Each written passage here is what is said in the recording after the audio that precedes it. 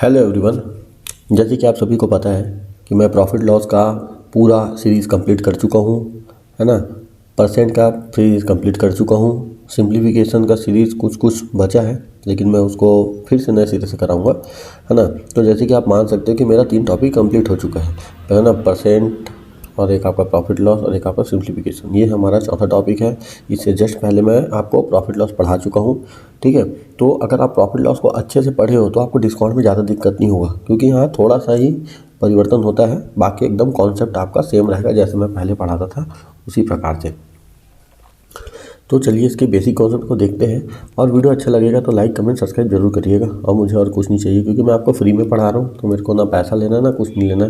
बस मैं ये चाहता हूँ कि मेरा वीडियो शेयर हो, जो ज़रूरतमंद स्टूडेंट है उसके पास चले जाए, ठीक है। चलिए चालू करते हैं।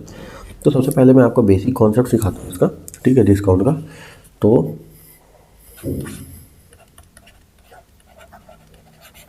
डिस्काउंट, ठीक है। डिस्काउंट में हमको क्या है, कुछ हमको समझ में क्या आ रहा है कि हम कुछ चीज़ खरीदेंगे, उसमें जो दुकानदार है वो हमको क्या करेगा, कुछ फ्री में देगा या फिर कुछ पैसा क्या करेगा, माइनस करेगा। वही तो हम लोग का डिस्काउंट होता है, जिसको हम लोग बोलते हैं छूट बोलते हैं। तो यहाँ पे हम लोग एक नया टर्मिनोलॉजी सुनेंगे, है ना, एक नया शब्द सुनेंगे, एमपी। क्या है? एमपी। इसको हम लोग बोलेंगे मार्केट प्राइस। क्या बोलेंगे? मार्केट प्राइस, या फिर इसी को जगह लिखा रहता है मार्क प्राइस, ठीक है। इसको अगर हम हिंदी में बोलेंगे तो हिंदी में बोलते हैं अंकित मूल्य। अंकित मूल्य, ये क्या होता है मैं अभी बता रहा हूँ। उसके बाद आपको यहाँ पे एक शब्द याद रखना है, सेलिंग प्राइस, जो कि पहले से पता है ना। क्या होता है? सेलिंग प्राइस, जो कि मैं आपको पहले ही पढ़ा चुका हूँ, जिसको हम लोग बोलते हैं विक्रय मूल्य, ठीक है।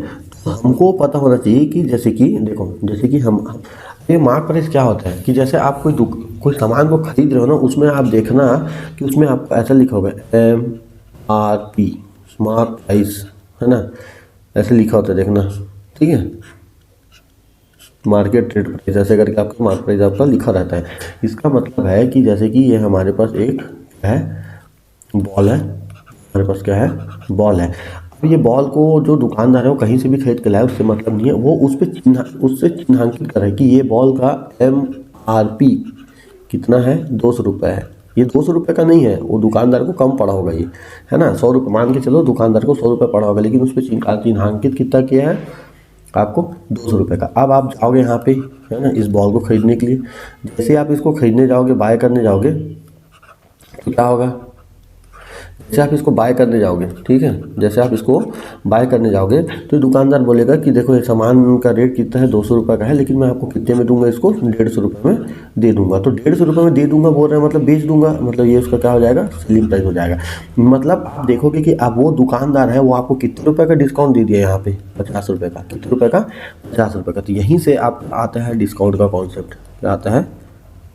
डिस्काउंट का कॉन्सेप्ट। डिस्काउंट बराबर क्या है, देखो 150 50 रुपये कैसे आ रहे हैं, मैं क्या किया, 200 रुपये में 150 रुपये का घटाया, मतलब मैं मार्क प्राइस में, है ना, मतलब एमपी में अगर मैं सेलिंग प्राइस को घटा दिया तो मेरा कितना निकल जाएगा, आपका डिस्काउंट निकल जाएगा। क्या निकल जाएगा यहाँ से? डिस्काउंट निकल जाएगा। समझ में आ गया? अब डिस्काउंट निकल गया तो आपको डिस्काउंट परसेंट भी याद करना चाहिए, है ना, कि डिस्काउंट परसेंट कैसे होता है। तो चलिए, डिस्काउंट परसेंट का एकदम सिंपल सूत्र है ना। यहाँ पे लिखेंगे डिस्काउंट, जैसे प्रॉफिट परसेंट निकालते थे, है ना, तो ऊपर में प्रॉफिट लिखते थे, सेक वैसी डिस्काउंट बटे क्या होगा यहाँ पे, मार्क प्राइस। हम किस पे डिस्काउंट देते हैं, मार्क प्राइस पे तो देते हैं, गुणा कितना हो जाएगा, 100। ये आपका सूत्र हो जाएगा। इसी को मैं ऐसे लिख दूंगा, D बटे MP गुणा कितना हो जाएगा, 100। ये आपका यहाँ पे परसेंट, तो ये आपका हो जाएगा सूत्र। किसका सूत्र हो जाएगा? डिस्काउंट परसेंट का। यहाँ तक आपको समझ में आ गया होगा। और जैसे हम लोग क्या करते थे, जैसे मैं यहाँ पे बता रहा हूँ, प्रॉफिट और लॉस में क्या करता था, जैसे 20% का क्या होता है, प्रॉफिट है बोलता था, तो मैं क्या करता था, ऐसे बटा इसको क्या कर लिखता था, 5 याद है, तो नीचे वाला आपका CP कहलाता था, है ना, और ऊपर वाला आपका प्रॉफिट कहलाता था। जैसे ही मैं इसमें 5 को जोड़ देता तो कितना, तो 6/5, तो नीचे वाला क्या कहलाता था, CP, और ऊपर वाला क्या कहलाता था, आपका सेलिंग प्राइस। लेकिन अब यहाँ पे डिस्काउंट के केस में थोड़ा सा अलग हो जाता है, ठीक है। डिस्काउंट में क्या होगा, देखो, जैसे मैं यहाँ पे बोला 20% का डिस्काउंट दे रहा है, डिस्काउंट हमेशा हमेशा कम होगा। डिस्काउंट मतलब हमेशा हम क्या कर रहे हैं, दुकानदार क्या करेगा, पैसा का कमी करेगा, मतलब आपको छूट देगा तो 20% है ना। 20% का कमी कितना, 1/5 तो माइनस। तो अब यहाँ पे नीचे वाला जो सीपी नहीं बनेगा, क्या बनेगा यहाँ पे देखो, बस यहाँ पे क्या दिया एमपी, तो नीचे वाला बनेगा एमपी और ऊपर वाला माइनस का एक क्या है, ये बनेगा आपका डिस्काउंट। अगर मैं इस 5 में एक को घटा दिया तो कितना बन जाएगा, 4 बटा क्या हो गया 5, मतलब उसका मार्क प्राइस था 5 रुपया, लेकिन वो वस्तु को बेचा कितने में, 1 रुपया कम करके, तो कितना हो गया 4 रुपया। तो ये उसका सेलिंग प्राइस होगा। तो ये बेसिक कॉन्सेप्ट है जो कि आपको पता रहना चाहिए। ठीक है, इसी में आपको एक और चीज़ बताता हूँ। जैसे कि मान के चलो यहाँ पे है ना, कोई वस्तु है, जैसे आप लोग सुने होंगे ना, क्या बोलते हैं, बाय 2 गेट 3 फ्री, ऐसे टाइप का आप सुने होंगे। तो उसी टाइप का कॉन्सेप्ट एक तो सिखा बता रहा हूँ। जैसे कि हमारे पास मान के चलो यहाँ पे